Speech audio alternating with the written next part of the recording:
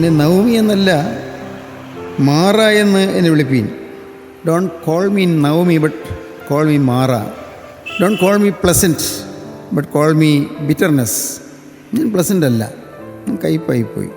നല്ല മധുരമായ കാലം ഉണ്ടായിരുന്നു, നല്ല കാലം. ഭർത്താവിൻ്റെ ഒരുമിച്ച്, ആൺമക്കൾ രണ്ടുപേരുടെ ഒരുമിച്ച്, അവരുടെ ഭാര്യമാരോട് ഒരുമിച്ച് കഴിഞ്ഞിട്ട് നല്ല കാലം ഉണ്ടായിരുന്നു.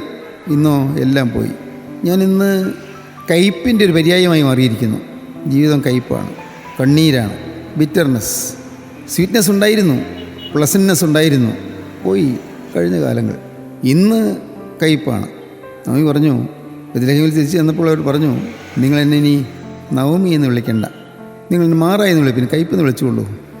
ഇന്ന് അനേക ജീവിതങ്ങൾ കയ്പിട്ടതാണ്, കയ്പേറിയതാണ്, ദുരിതപൂരിതമാണ്. സ്വസ്ഥതയില്ല, മനസ്സമാധാനമില്ല, ജീവിതത്തിൽ ധൈര്യമില്ല, പ്രത്യാശയില്ല, ഭാവിയെക്കുറിച്ച് യാതൊരു പ്രതീക്ഷയുമില്ല. എല്ലാം തകർന്നടിഞ്ഞ സ്വപ്നങ്ങൾ, കരിഞ്ഞുണങ്ങിയ സ്വപ്നങ്ങൾ. എന്നാൽ കേൾക്കൂ, ഒരു നല്ല കാലം വരാൻ പോകുന്നുണ്ട്. ഈ ബിറ്റർനെസ് സ്വീറ്റ്നെസ് ആകാൻ പോകുന്നുണ്ട്. ജീവിതത്തിൽ അത്ഭുതകരമായ സമാധാനത്തിലേക്ക് കർത്താവ് നിങ്ങൾ എത്തിക്കും. വിശ്വസിക്കുക, ക്രിസ്തുവിനെ നാഥനായി കൈക്കൊള്ളുക. രൂത്ത് ബോവസിനെ അവളുടെ വീണ്ടെടുപ്പുകാരനായി കണ്ടു. ബോവസ് ക്രിസ്തുവിൻ്റെ പ്രതീകമാണ്.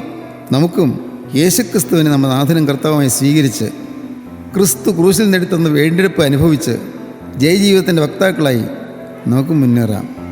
സൗഭാഗ്യം നമ്മെ തേടി വരും, അനുഗ്രഹങ്ങൾ നമ്മെ തേടി വരും, നാം പ്രതീക്ഷിക്കാത്ത നന്മകൾ നമ്മുടെ ജീവിതത്തിലേക്ക് വരും, അർഹിക്കാത്ത നന്മകൾ നമുക്ക് ലഭിക്കും. ആ മഹാസൗഭാഗ്യത്തിന് നിങ്ങൾക്ക് ദൈവം കൃപ തരട്ടെ.